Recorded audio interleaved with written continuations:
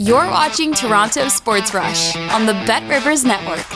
It's Wednesdays with Keegs. And Keegan, I was watching you and Kyle on Monday talking about the Jays, and I saw something in you, which I've seen it before, but it was almost like a giddiness, like you couldn't wrap your head around what the Jays were actually doing. Please explain yourself. I think that's a will to live, Dan. I try to, every January right around now, I realize that I need to soft launch myself once again as a man with a will to live and cover baseball again. You know, it's inevitable. Spring training's coming now, so I've got to kind of perk up. I love this Okamoto signing. For baseball reasons, of course. I think he's a good ball player. I think 4 years, $60 million is what he's worth. I think it makes a lot of sense. It represents who he is as a player quite well. Not a superstar, not a bum. He's a good player. But the addition and getting a piece of the Japanese market for the Blue Jays fascinates me, Dan. And honestly, this is part to do with what fans will see, and part of it's to do with what I'll see day to day. You know, at the Okamoto press conference yesterday on Tuesday, there were more Japanese reporters than Canadian reporters. Now, part of that's because we have a failing media industry, et cetera, but let's not bore people with that. There was a ton of Japanese media there. And even after the press conference ended, I did a bunch of Japanese television and interviews. Like the appetite for coverage of Okamoto goes way beyond anything that I can explain to people without sounding out of my mind. Like, there's not really a Canadian equivalent. Like, if McDavid picked up and went over and played for a team in Switzerland or something again, and we actually covered that, I don't know. There's no comparison. And it brings such a fresh element. And I think that's why it excites me, because baseball is very repetitive over and over, my God, over and over. This is something new. This brings a new element into the ecosystem of the Blue Jays and even into the media coverage of them. And I think that's really cool, man. It freshens it up, and I'm excited to be around that, honestly. And are we going with Kaz? I assume we're going with Kaz. There's Kaz. I think he said Kazoo at one point. The nickname, the great Kazoo? Kazoo. Have a Kazoo giveaway night. Yeah. But his nickname in Japan, and I don't know if the translation works, but was the Young General, which is pretty cool. And then he said the other nicknames he has are Big Oak and Big Baby. So that made me think of Glenn Big Baby Davis. I don't know if you want that. I think he's in jail right now. But I'm sure they'll have some fun with it, man. But I think he is going to be so beloved by Toronto fans. Like, not just the Toronto Asian community that will come out and loves baseball, but like Toronto, the entire city, I think, will really rally around a guy who seems to be embracing the team. You know, like he started out with a statement in English, which was fantastic. And he had some personality that he was showing. And to come into this market at this time, I mean, damn. There's no better time to be coming to the Blue Jays, unless it's, 93. So pretty cool situation for him, man, and I'm excited for him. I went and did a deep dive on YouTube because you were describing his swing, and yeah, you described it perfectly. It's pretty. It's like poetry. You see so much strength in the lower body. You see this from a lot of Japanese and Korean pitchers as well. A lot of Japanese pitchers coming over, I think of Yamamoto, even Tatsuya Imai, they are not often built 6'5", 250, but they can make a smaller frame work because of how they use their lower body and the torque and the movement of their body. You see that in a bit of a different way, but similarly with hitters. And Imai, with the power he's able to generate through his core, through how he turns through a ball, I think it's sustainable, and that's an exciting thing. Now, for people listening, the other big Japanese hitter this offseason was Murakami, who signed with the White Sox. He is all power. He might hit 50 home runs. He might strike out 1 billion times. There's way more of a range of outcomes with Murakami. With Okamoto in Toronto, he's much more solid. Like, he's a Blue Jays hitter, Dan. He's going to walk. He's not going to strike out much. Once a week, he's going to launch a big home run. And he really fits the identity of this whole team. And I think it can translate, man. There's a ton to adapt to. But as well as anyone, I think he'll translate really well. You may or may not know the answer to this question. What is the hiring process for a translator? Does the team go about doing that? Does the player and their agent say, here's some options that we'd like you to consider? How does that go down? Good question. I'd often like to be more involved in that. As the person who uses the quotes over the years, I think it's been formalized more recently. Now through MLB, I wonder why that is. Yeah, I think I've covered some. It's gotten much better. Back when I started covering baseball, there were lots of times where a player, let's say a Latin player, would give me a long 3-minute answer. And the interpreter would look at me and says, he thanks God. He feels good. And I'm thinking, oh, my God, like this story is going to suck. There is a more formal process now that's put in by the league in terms of like salaries and stuff like that. But, man, that's got to be one of the coolest jobs in baseball. Like, what are we talking about salary for a translator? What do we got? The Blue Jays Spanish translator, Hector Lebron Tito, he has a great job title. It is Cultural Development Coordinator. And I love that. It's so baseball, like how can we get more synonyms into this or syllables? Sorry. It's just great. Development coordinators. So it's a good job if you can get it though, man. It's going to be, he will be busy. My God. But ballpark, what are they making? I would bet all U.S. figures, 90, 100. Okay. Plus you eat all your meals for free. You travel nicely and all that stuff. And hopefully, for example, like when Hyunjin Ryu was here, he had his own interpreter and people who worked with him. Hopefully, they're taken care of on top of that a little bit too, probably. I love that Kaz, in his introductory news conference, he said he put all the Major League Baseball logos out, and his daughter chose the Jays, and he said that's stuck in his brain. I'm like, even if that didn't happen, that's cool. But totally. I assume it did happen. He's not going to go in bullshitting people. And that was the most common response I got. Like I don't look at my mentions and stuff much, but I caught a bunch of them. No way that happened, man. Shut up. Exactly. Go outside. Shut up. Okay. I don't understand people. But no, pretty cool, man. You could tell there was some personality to Okamoto too. And it's, man, that's got to be a scary room to step into, right? Like, you're looking at my ugly face first off the top, and you're getting pelted with questions in a new country, in a new language, in a new league for a new team. And Okamoto, too, like, this is not some young guy on the rise coming up. Like, he is established in Japan, and he's really respected. Like, he could have chosen to stay in Japan and been a legend there for the next decade, playing for Yomiuri, which is a massive team, one of the really legendary teams in Japan. He had a life there, and it would have worked out just fine for him. So this is a risk for him. Of course, $60 million raises your appetite for risk. Yeah. But it's a massive jump for him to take. Man, I thought he handled it really well. And he's, like, immediately, Dan, probably the player I'm most interested to just follow around at spring training. Like, I have so much time I almost said waste, time to fill with work at spring training. And I kind of just, wander around the fields, find where Vladdy is. Probably Okamoto is who I'm looking for now. It's going to be really cool. So I assume this spring training will have the most media members present that you've ever seen. It'll beat the Ryu year. I think 2019 was Ryu and Korean media came in. And at that point, I mean, goodness, there were 14, 15 reporters and cameras every day. And for Okamoto, it'll be the same, and that'll be all year. And in Toronto, Dan, like, for example, at a home game, it's a little more crowded with media, some of whom are covering the team, a lot of whom are just there to get a press pass and eat a meal and watch the game, whatever. But on the road during the season, let's say the Jays are in New York or Kansas City, it's usually me and maybe 2 other outlets are there covering the team. Now there will probably be that plus 4 or 5 Japanese outlets. They'll be outnumbering Canadian media.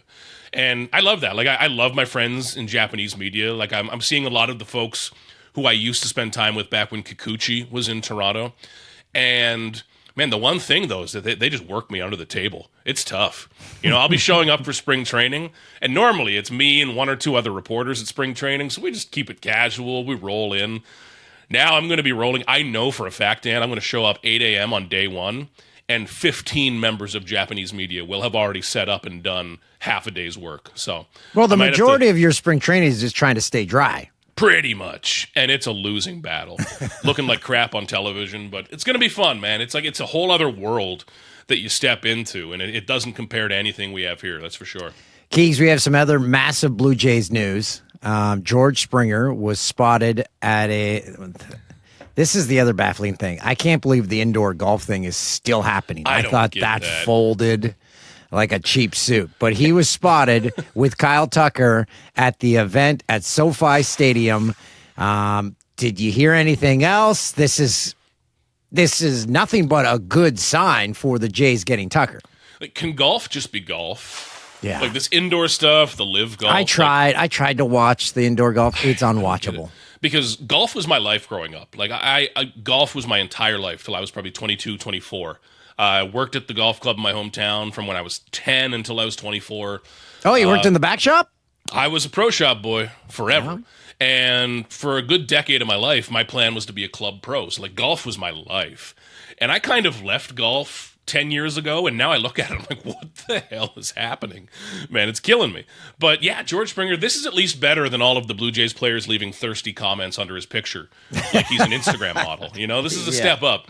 But, man, stuff like this matters. And this gets to where players will be in Kyle Tucker's ear saying, hey, when you come to Toronto, your family will be happy. They will take care of stuff. You won't have any annoying crap to deal with. And money is always going to matter way, way more. But we've talked about these tiebreakers a lot. And George Springer hanging out with him, I fully believe, because I've talked to George about this, would only have the best stuff to say about coming to Toronto, playing in Toronto, and winning in Toronto. He's come from Houston as well, just like Tucker has, just like Miles Straw has. Like, they've all played in Houston and experienced that. They can say, hey, remember the family room in Houston? Ours is way better. Remember where you had to park? This is better. There's a lot of that stuff. That you want in a bank commercial? I can probably get you in that. Do you have you heard of Uncrustables? But somebody's got to take that over from George in a year. So it's not nothing. It's probably close to nothing, but it's not nothing. And my God, Dan, I just hope somebody signs a damn contract soon because it's dragging.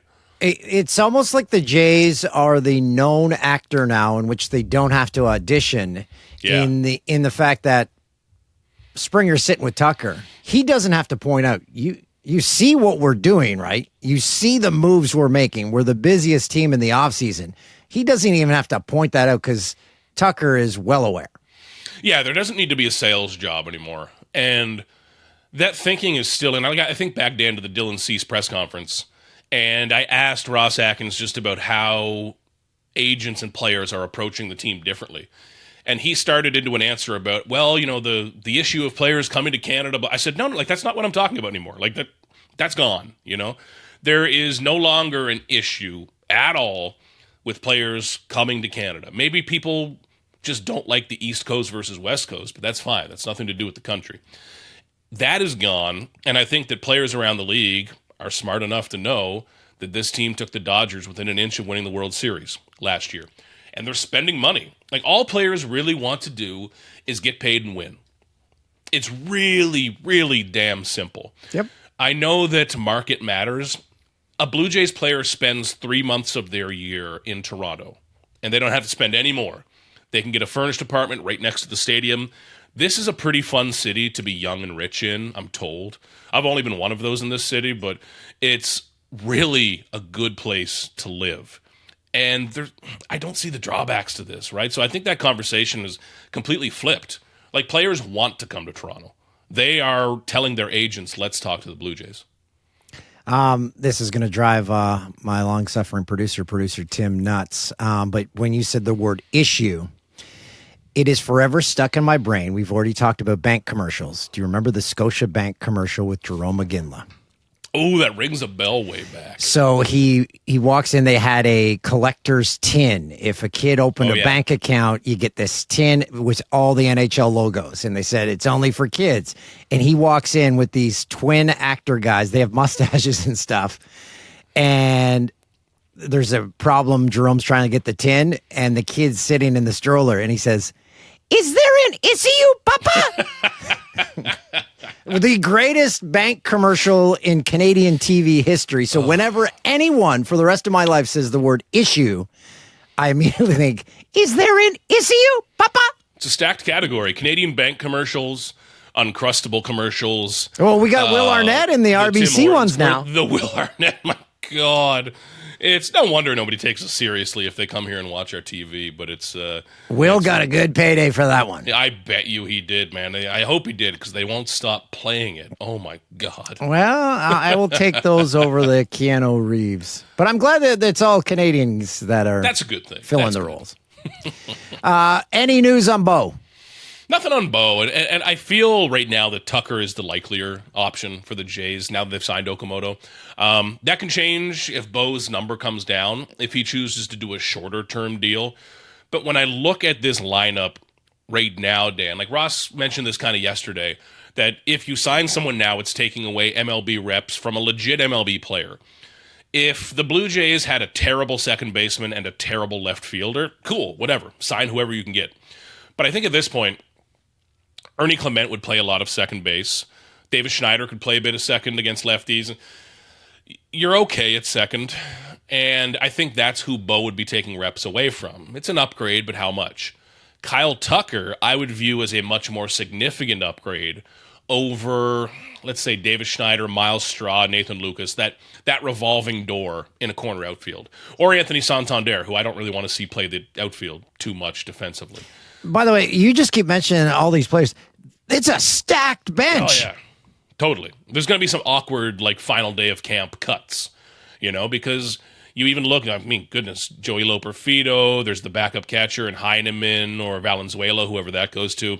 It's going to be busy, man. But I feel that Tucker at this point is likelier. That's not a 90-10 sort of deal, but likelier just from a logical standpoint because of how he fits the outfield. And then, Dan, 1 year from now, when George Springer, his contract is up, Tucker takes over as that kind of cornerstone in the outfield, one of the faces of the franchise.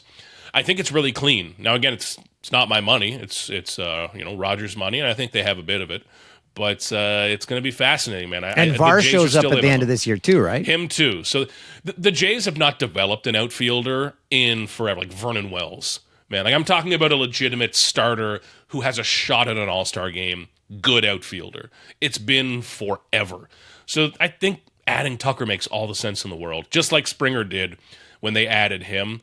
And I know that the collective bargaining tax, the penalty they'd be getting, it makes them even more expensive than the contract would say. But again, they've got a ton of money. They know how close they were. And I don't think they're done, Dan. Like I still think they're very much in on Tucker. Where's Vernon Wells been? They never trot him out. No, man. Every once in a while, he's tried to do some media stuff, It's you see like Vernon Wells, Ricky Romero comes back around doing some media, kind of like Kevin Pillar. But I haven't seen Vernon Wells as much, man. I don't know. I feel bad for the guy because my lasting image of Vernon Wells it was in the Roy Halladay days, Vernon Wells days, when the Jays were never in it. But at this one point, they were like 3 or 4 games out. They had to win this game in Boston. Halladay gives up a hit to center. He's backing up home plate, and Vernon Wells' throw was supposed to be home, but it was into the dugout or something. And they cut to Halladay, and the look on his face was just like he broke Vernon Wells' soul. There's a real gap between like if you sat someone down, like a fan from another market, and told them, "Hey, take a look at the all-time leaderboards for Blue Jays." They'd say, "Man, this Vernon Wells guy, everyone must love him." You'd be like, I don't know. Like, no, they don't hate the guy, but it's just kind of, you look at where he ranks in all-time games played, hits, doubles, homers, everything. A fan from another market would say, "Wow, he must be a franchise legend that gets rolled out for the alumni events." Not quite. But, he just had a laissez-faire attitude while, like, a guy like Varsho, that guy's sprinting everywhere. Vernon was kind of like, I'll get there. A little more relaxed. But yeah. Thanks, buddy. You got it, Dan. Thanks for watching Toronto Sports Rush on the Bet Rivers Network.